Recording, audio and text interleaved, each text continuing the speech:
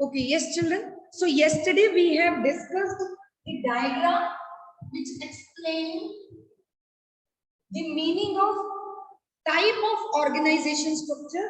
First type that we have discussed as a line where we will do the next one. Yesterday we have discussed about functional structure. Functional structure on which the organization is being divided. So you can answer. Yes, Anirudh. Ma'am, functional structure means dividing the whole organization on the basis of the function performed by it. Very good. Kavya Chawla. Ma'am, same answer. Yes. What are the possible functions which can be there? This is what I want to ask. Ma'am, the functions can be marketing, purchasing, production, financing. Okay. So yesterday we did that the whole organization, for example, this is the head of the organization or the many top level किसी post को लिख दिया, and under this person there are some departments, and these departments are divided on the basis of functions, and those functions can be जैसे production का function हो गया, marketing का function हो गया, फाइनेंस का फंक्शन हो गया, एंड देन एचआर का फंक्शन हो गया. सो दीज कैन बी मतलब probable functions on which the whole organization is being divided. Today we are going to understand the second type of organization structure, and then we will discuss जो हमने कल छोड़ा था merits and demerits इसके. ठीक है जी. First we will understand the other part. There is one more type of organization structure. Sometimes क्या होता है बेटे, कोई एक organization बहुत बड़ी organization है, wherein more than one type of products are being manufactured. For example, Tata company है, आप सबने सुना होगा. Tata company is manufacturing Tata salt, Tata tea, and then Tata का तनिष्क एक brand है जिसमें वो ज्वेलरी बनाते हैं, and then Tata has a brand that is Titan watches बनाते हैं जिसमें वो, and then Tata has earlier it has Tata telecommunication also. Now I don't think it's working. So like this, when one particular company is manufacturing or providing service for more than one type of product, then what they do, वो ऐसा नहीं करते हैं कि functions के base पे organization को बांटना, because then there will be problem कि अगर मान लो हमारा एक ही purchase department है, तो वो purchase department salt के लिए purchase करेगा, tea के लिए raw material purchase करेगा, या jewelry के लिए purchase करेगा, या फिर watches के लिए करेगा. So what they used to do, the big organization, I repeat, large scale organization which are indulge in manufacturing more than one type of product, what they do, they divide the organization in different divisions. It is called as divisional structure. क्या हम उसको बोलते हैं बेटे? हम उसको बोलते हैं divisional structure. ठीक है? Divisional structure means the whole organization, मान लो कि CEO or MD or whatever you call it, GM.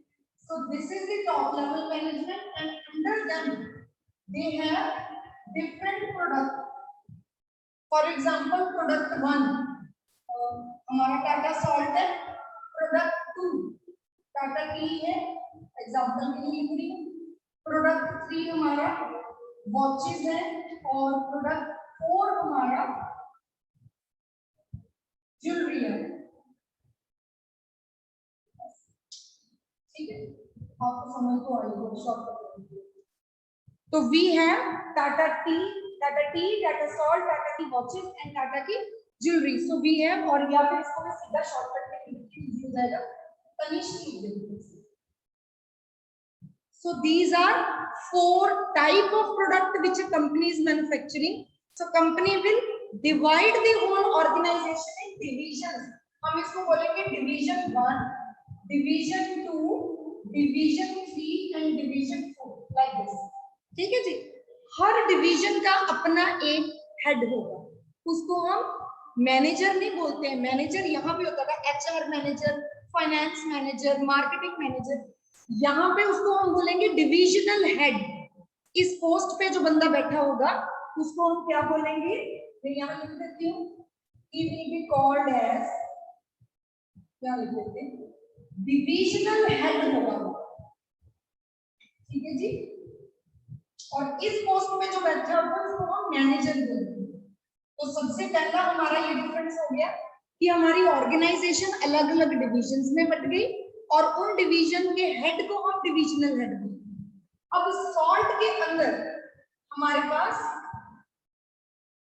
Production department भी होगा,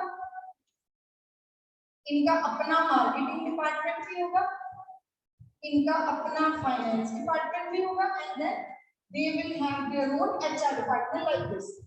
So these all functional department like sections will be there एक में, और इनके जो हेड्स होंगे उनको हम वही बोलेंगे जो पहले बोलते थे मैनेजर्स, ठीक है जी। उनको हम बोलते हैं functional managers are there on these levels, here divisional heads are there, and under these similarly जैसे हमने कल किया, इसके अंदर हमारे फोरमैन एंड ऑल दैट, और उसके अंदर हमारे वर्कर्स दिख रहे हैं नीचे, उनके अंडर आगे हमारे जो हमारे वर्कर्स हैं। सो लाइक दिस एवरीवेयर, यहाँ पे भी सेम, यहाँ पे भी सेम, यहाँ पे भी सेम। तो राइट नाउ जगह बचाने के लिए मैं क्या करती हूँ, मैं सिर्फ एक का बना देती हूँ, it will same for all, यहाँ पे भी same. Production department, marketing department, finance department, HR department, and under these departments same as it was earlier. So similarly it will go like this. इसके अंदर बड़े सारे फोरमैन हैं और उनके अंदर फिर workers. So this is a structure which is called as divisional structure. Simple सी एक लाइन आपने लिख लेनी है, याद कर लेनी है। It is a structure wherein the whole organization is divided on the basis of type of product या line of product. Please write it down. ये keyword है इसका। अगर हमारी organization is divided on the basis of type of product या line of product, तो वो divisional structure है। अगर हमारी organization is divided on the basis of functions to be performed, तो वो functional structure है। ये इनके कीवर्ड्स हैं। अगर फंक्शंस वर्ड दिया है तो फंक्शनल स्ट्रक्चर, अगर प्रोडक्ट वर्ड दिया है तो वो डिविजनल स्ट्रक्चर। हमने यहाँ पे भी ये सेम होगा, जगह नहीं थी इसलिए मैंने यहाँ बनाया नहीं। हियर भी all functional department and then likewise it will be there. ठीक है जी, इज इट क्लियर बेटे? अब इसके फायदे क्या है, स्ट्रक्चर को रखने के फायदे क्या है? इसका ये बेनिफिट्स हैं, पहले ये डिस्कस कर लेते हैं। The foremost important benefit of this structure कि we have different divisions. For example if these watches are not working good in the market, ये डिपार्टमेंट सही नहीं चल रहा, सॉरी डिपार्टमेंट डिवीजन, ये डिवीजन सही नहीं चल रहा है, it is bearing loss, rest all the departments are earning profit. So this divisional head जो हमारा इधर होता है, divisional head, he will be made responsible। हम उसको पूछ सकते हैं कि आपकी ऑर्गेनाइजेशन में, आपकी डिवीजन में हमारी कॉस्ट ज्यादा आ रही है, रेवेन्यू कम हो रहा है, तो we can take direct action on this department, on this division. बाकी 3 डिविजन्स को हम डिस्कस नहीं करेंगे, बाकी 3 को हम डिस्टर्ब भी नहीं करेंगे, ठीक है। In case we want to add one more division, मान लो कि ये अब कहते हैं कि हमने कपड़ों का भी बिजनेस स्टार्ट करना, garment industry we want to enter into, retail trade में, तो what will happen, these 4 divisions will not be disturbed and one more division will be added here। जो भी वो करना चाहें, फॉर एग्जांपल अगर गारमेंट्स है तो गारमेंट्स का एक और division you can add in here, यहाँ पे। This is the benefit of this structure कि whenever or wherever you want, you can add on one more division without disturbing other divisions। किस division में फिर profit होगा या loss होगा वो हम इंडिविजुअली मेजर कर सकते हैं. Success and failure of the company will be easily assessed because it will depend upon one particular division. And अगर हमें लगता है कोई डिवीजन सही नहीं चल रहा, हम उसको शट डाउन कर सकते हैं. When we talk about this structure, इस स्ट्रक्चर में अभी मैं इधर को एक बार मूव कर रही हूँ समझाने के लिए. For example if we talk about this structure, अगर इस कंपनी में फेलियर हो तो who we will responsible, किसको रिस्पॉन्सिबिलिटी दें? प्रोडक्शन वाले को, मार्केटिंग को, फाइनेंस को या एचआर को? No department will take the responsibility, क्योंकि ये म्यूचुअली होता है. यहाँ पे एक ही डिवीजन है, एक ही सीईओ है, उसके अंडर सारे डिपार्टमेंट्स हैं, ये सब म्यूचुअली काम करते हैं मिलके. So this will be very difficult to identify किसका फॉल्ट है. अगर failure, we were discussing the benefit of divisional structure. So पहला बेनिफिट जो हमें पता चला, that is that responsibility of one particular division can be evaluated and strict direct action can be taken. ये पहला एक बेनिफिट है, very important one. The other thing is which is a demerit. Demerit हमारा क्या है? यहाँ पे overlapping of departments है, यहाँ पे wastage of resources है, पैसा waste हो रहा है हमारा, resources waste हो रही है. How? See, एक ही कंपनी है ये, we have production department. So जितनी भी divisions होगी, in all division we will have another different production department. In all division we have different HR department. In all division we have finance department separately. So say 4 type of product, to 4 HR department, 4 marketing department, 4 finance department, whereas one single department can do all this work. So this will lead us extra cost. हमें महंगा पड़ेगा ये, मतलब costly हो जाएगा, and overlapping of activities will also be there. So this will be one foremost important demerit of this structure. आपको जब question आता है बोर्ड में 1 मार्क में, जनरली एक तो इसका क्वेश्चन आता है, एक 4 मार्क या 5 मार्क में आता है. जो 1 मार्क में क्वेश्चन आएगा उसमें आपको इस तरह की हिंट दी होगी. फॉर एग्जांपल, एक कंपनी है XYZ company, they have adopted a structure, organization structure wherein overlapping of functional departments is there and this will lead to extra cost or so and so. इस तरह की case study है, and they will ask what type of structure ABC company is following. So your answer will be divisional structure, because in divisional structure overlapping of departments and doubling of departments is there, which will lead to extra cost.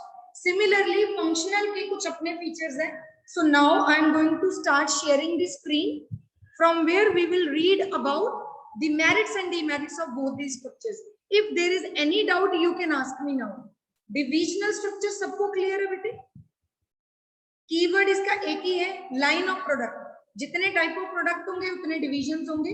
Functional का जितने functions होंगे उतने basis पे functional structure will be there. Functional structure वहां adopt किया जाता है where है लार्ज स्केल ऑर्गेनाइजेशन हो. ये भी large scale plus multi product, इसमें 2 पॉइंट्स हैं. ठीक है. So just a minute, let me share the screen and then we will discuss points from there. And I have already, I've shared this PDF in your class group also. Okay, so let's discuss. Yesterday some child was asking me about the features of functional structure, so that's the reason why I've shared it. So let's start by, this is something which we have studied yesterday. एक बार दोबारा revise कर लेते हैं. Functional structure एक ऐसा है जिसमें similar और रिलेटेड जॉब्स जो हैं, किस बेस पे? On the basis of functions हम डिवाइड कर देते हैं. नंबर 2, ऑल डिपार्टमेंट्स का एक कोऑर्डिनेटिंग हेड होता है और हर डिपार्टमेंट का एक फंक्शनल मैनेजर होता है. फंक्शनल मैनेजर जो है, he is responsible for the performance of that particular department. ये हमने कल पढ़ा था. दिस डिपार्टमेंट्स में फर्दर डिवाइडेड इनटू सेक्शन. आगे इसके सेक्शन हो सकते हैं, जैसे यहाँ पे हमने कल पढ़ा था. इसके आगे कुछ फॉरमैन एंड देन, जैसे प्रोडक्शन के अंदर मैंने बताया था आपको, देयर कैन बी सेक्शंस, से forging is there, then molding is there. So different sections can be there. उन sections के अंदर आगे अपने foremen and then like this they can be there depending upon the type of work. Last next है इसके आगे, advantages इसकी क्या है, what are the benefits of adopting this structure that is functional. Number 1, एक तो हमने कल पढ़ा था, एक स्पेसिफिक फंक्शन आप बार बार करते हैं। For example I am a part of commerce department, so I am doing the same work again and I will become occupational specialisation I will achieve, अपने उस पर्टिकुलर काम में आई विल बिकम एक्सपर्ट। ठीक है जी। नंबर 2, कहता similar type of work is being performed in one department, तो उसमें department के अंदर with in the department control और कोऑर्डिनेशन अच्छा रहता है। With in the department means production के अंदर जितने भी होंगे इनका आपस में कंट्रोल और कोऑर्डिनेशन अच्छा रहेगा। नंबर 3, प्रॉफिट इंक्रीज होगा, we have discussed yesterday also, और एफिशिएंसी भी इंक्रीज हो जाएगी, right. By focusing on a limited range of skills, क्योंकि हम लिमिटेड टाइप ऑफ चीजें सिखा रहे हैं। फॉर एग्जांपल हमारे पास एक बंदा है जो फाइनेंस डिपार्टमेंट में, हमने उसको जीएसटी की ट्रेनिंग दे दी, एग्जांपल के लिए ले रहे हैं, एक बंदा है जो फाइनेंस डिपार्टमेंट में, हमने उसको जीएसटी की ट्रेनिंग दी, हम उसको बार बार जो ट्रेनिंग देते हैं it is related to finance, तो he will become expert in that particular type of work, और उसकी ट्रेनिंग इसी फंक्शन में होगी, he will not get any training related to any other function। ठीक है, तो लिमिटेड रेंज इसको हम बेनिफिट्स में पढ़ रहे हैं, आफ्टरवर्ड्स हम इसको डीमेरिट्स में भी पढ़ेंगे कि इसमें ट्रेनिंग जो होती है that is related to one particular function only. ठीक है। Number 5, it leads to minimum duplication, ये वाला बड़ा इंपॉर्टेंट पॉइंट है, क्योंकि यही मेरिट इस मेथड का मेरिट है और इस स्ट्रक्चर का डीमेरिट है कि यहाँ पे डुप्लीकेशन हो जाती है, यहाँ पे डुप्लीकेशन नहीं होती। It ensures that each function is carried out with the best possible way, और सबको अपनी जो ड्यू अटेंशन है वो मिल जाती है, that's we have already discussed. Disadvantages बहुत इंपॉर्टेंट है बेटे, पढ़ लीजिए। सबसे पहला है, जब हमारा ये अपना डिपार्टमेंट है फाइनेंस, तो इसमें होगा क्या, मैं इसी डिपार्टमेंट के ऊपर फोकस करूंगी, मैंने अपने डिपार्टमेंट के ऊपर काम करना है, अपने डिपार्टमेंट को अपलिफ्ट करना है। ऐसा करने के चक्कर में sometimes organisational objectives are being overlooked, कई बार हम उनको कंसल्ट नहीं कर पाते, हम अपना ही बेनिफिट देखते हैं। अब हम देखते नहीं हमारा डिपार्टमेंट फर्स्ट आना चाहिए, कंपनी का भले लॉस हो जाए, कॉस्ट जितनी मर्जी लगे, हमारा डिपार्टमेंट का काम टाइमली हो जाए। So this is a demerit of functional structure, that overall जो objectives हैं they have got like sometimes they get less emphasis। ठीक है, और ज्यादा से ज्यादा हाईलाइट हम किसको करते हैं, हम अपने पर्टिकुलर फंक्शन को हाईलाइट करते हैं जिसके अंदर हम काम कर रहे हैं। नंबर 2, कई बार हमारी कोऑर्डिनेशन की प्रॉब्लम भी आ जाती है, ये बड़ा इंपॉर्टेंट है। फंक्शनल का डीमेरिट क्या है, आपस में इनकी कोऑर्डिनेशन नहीं हो पाती, इन डिपार्टमेंट्स के आपस में कन्फ्लिक्ट्स हो जाते हैं। सेम आ गया नेक्स्ट पॉइंट, डिपार्टमेंट्स की आपस में कंपैटिबिलिटी नहीं होती, and sometimes there are conflicts between the departments. Production वाला अपना ब्लेम परचेज वाले पे डालता है, परचेज वाला अपना ब्लेम फाइनेंस डिपार्टमेंट पे डाल देता है, so like this sometime there is a blame game. Last point, functional heads जो हैं they do not get training and experience in diverse heads. जैसे ये हम पहले भी पढ़ चुके हैं, जब हमने यही डिपार्टमेंट का काम सीखा तो हमें सिर्फ यही डिपार्टमेंट का काम आएगा, बाकी किसी भी टाइप के फंक्शन की ट्रेनिंग हमें नहीं मिलेगी। We will become limited to one type of work only. ठीक है, तो यहाँ पे हमारी ट्रेनिंग जो है वो डाइवर्सिफाइड नहीं हो पाएगी। उसके बाद डिविजनल स्ट्रक्चर हम ऑलरेडी पढ़ चुके हैं, इन्होंने डायग्राम में आप देख लीजिए, बुक वालों ने जो बनाया, there is one general manager, इन्होंने 2 डिवीजन बनाई है, गारमेंट और एक फुटवेयर। गारमेंट में भी ऑल डिपार्टमेंट्स आते हैं, फुटवेयर में भी ऑल डिपार्टमेंट्स आते हैं। ठीक है, so you can make any diagram as you like. अब इसके फायदे देखेंगे हम, advantages of divisional structure. Number 1, the product specialisation. जिस डिपार्टमेंट में, जिस डिवीजन में आप सॉल्ट में हो, तो सॉल्ट के सारे फंक्शंस की आपको नॉलेज हो जाएगी। The one who is sitting at this post, divisional head जो होगा बेटे, वो सारे के सारे फंक्शंस को सीख जाएगा. He will get knowledge about production, marketing, finance, HR, and he will be prepared for getting higher post. इससे ऊपर के पोस्ट की भी नॉलेज हो जाएगी. ऐसे होता है ना, जब इसने इतने सारे डिपार्टमेंट्स को देख लिया, then he will be suitable to become CEO or MD in some other company, अपनी कंपनी में भी. Then the performance of each division, ये मैं ऑलरेडी बता चुकी हूँ. किसी भी डिवीजन की परफॉर्मेंस हम इजीली मेजर कर सकते हैं. रिस्पॉन्सिबिलिटी फिक्स कर सकते हैं कि आपकी परफॉर्मेंस अच्छी नहीं है, आपका डिवीजन लॉस में चल रहा है. This is very important and easy point. Then decision making fast हो जाएगी. जिसको भी डिसीजन लेना है अपने इस यूनिट के साथ रिलेटेड डिवीजन में फटाफट ले पाएगा. इसके लिए इसको वेट नहीं करनी पड़ेगी दूसरे डिवीजन की. Last one, growth and expansion, ये मैं आपको ऑलरेडी बता चुकी हूँ. If you want to add up one more division to your organisation, it is very easy for us. यहाँ पे मैंने एग्जांपल दी थी, न्यू डिवीजन ऐड हो सकती है. डिसएडवांटेजेस इसके एक आपको ऑलरेडी बता दी है, ओवरलैपिंग वाला यहाँ दिया होगा. नंबर 1 इन्होंने पहले बता दिया है, कई बार कॉन्फ्लिक्ट्स हो जाते हैं डिविजन्स, अलग अलग डिविजन्स में. कैसे? जैसे सॉल्ट वाला कहेगा ऊपर को कि मुझे ज्यादा रिसोर्सेज चाहिए, मेरे पे ज्यादा बजट लगाओ. ये कहेगा हमारे बजट ज्यादा करिए. So each division will always focus on their benefit. They want more resources, so sometimes there are conflicts when they are sitting in the board meeting में जब बैठते हैं करते हैं. Similar function हर डिपार्टमेंट में बना दिए, so it will lead to higher cost. Cost will become like higher cost will be there. It will be costly structure. ठीक है, ये ना स्ट्रक्चर तब सूटेबल होता है. फॉर एग्जांपल हमारी ऑर्गेनाइजेशन है बहुत बड़ी, जैसे टाटा है, तो सॉल्ट का डिवीजन हो सकता है इनका गांधीनगर गुजरात में हो, टी का इनका हो सकता है असम में हो, और वॉचेस का हो सकता है इनका झारखंड में हो. सो बहुत दूर दूर इनकी डिविजन्स हैं. So all divisions need a separate and individual department. So they need their own production, they need their marketing, their finance, their HR. तो इनको अपने इंडिपेंडेंट डिपार्टमेंट्स चाहिए, तो there it is suitable. But अगर ये एक ही organisation एक ही place पे है तो डबल डबल डिपार्टमेंट्स रखने का कोई फायदा नहीं. It is wastage of money. ठीक है जी.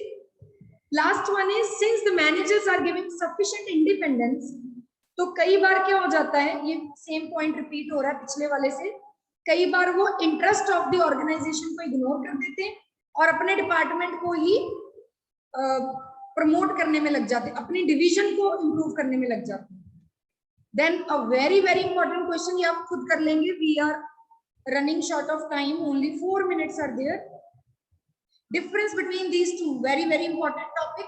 इस टॉपिक पे इसीलिए इतना टाइम और एनर्जी लगाया जा रहा है, because this is the second most important question. पहला हमने किया था प्रोसेस ऑफ ऑर्गेनाइजिंग, इंपॉर्टेंट. अब ये सेकंड इंपॉर्टेंट क्वेश्चन है. फंक्शनल और डिविजनल दोनों इक्वली इंपॉर्टेंट है. दोनों में से जैसे मान लो 3 सेट आए सीबीएसई के, एक में फंक्शनल का क्वेश्चन आ गया, दूसरे में डिविजनल का आ गया, तीसरे में मतलब रिलेटेड ही क्वेश्चन होगा, मे बी तीसरे वाले में डिफरेंस बिटवीन द टू पूछ लिया, समथिंग लाइक दैट. डिफरेंस हम पढ़ लेते हैं. नंबर 1, फंक्शनल स्ट्रक्चर किस बेस पे बनता है? फंक्शंस के बेस पे. डिविजनल स्ट्रक्चर किस बेस पे बनता है? प्रोडक्ट लाइन के बेस पे. रिस्पॉन्सिबिलिटी, इसमें डिफिकल्ट है, किसी की रिस्पॉन्सिबिलिटी हमें पता नहीं चलता गलती किसकी है. इसमें बहुत इजीली हम मिस्टेक्स और रिस्पॉन्सिबिलिटी को फिक्स कर सकते हैं, क्योंकि हमारी अलग अलग डिवीजन है. जिसका लॉस जा रहा है उसको पकड़ लो कि तुम घाटे में जा रहे हो भाई. इसमें कौन सी स्पेशलाइजेशन मिलती है?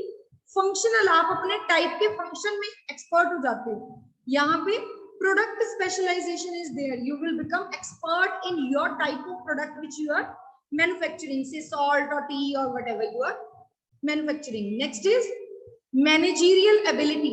Here in the functional structure you will become expert in one type of like function only. Production के head है तो you will become expert in production. Marketing के है तो marketing आएगी.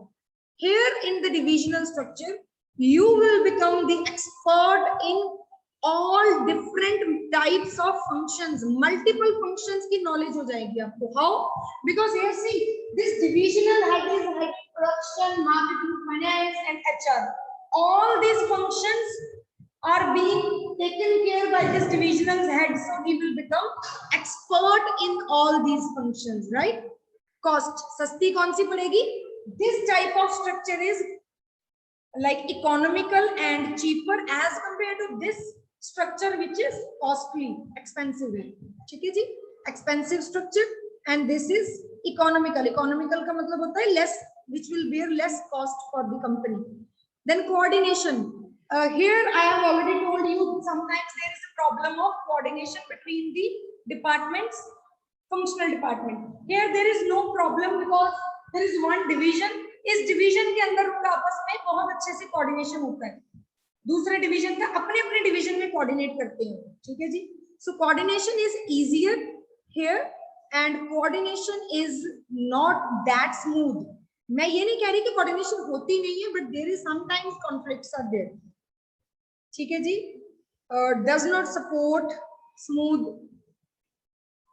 coordination. Last point, this type of organization structure is most suitable where only one product is being manufactured.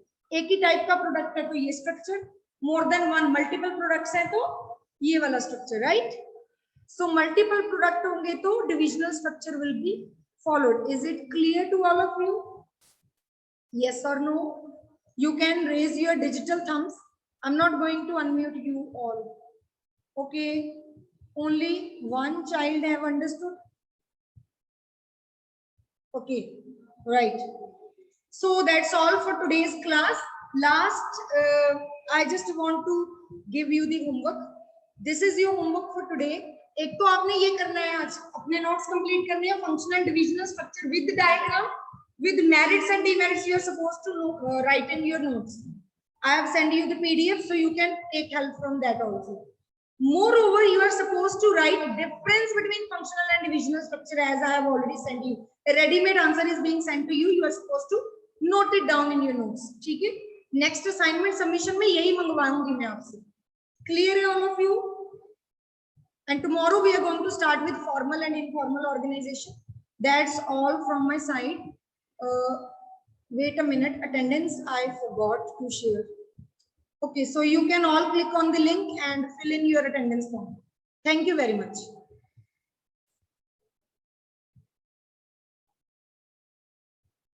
All of you to fill in your attendance form and then you can leave the class.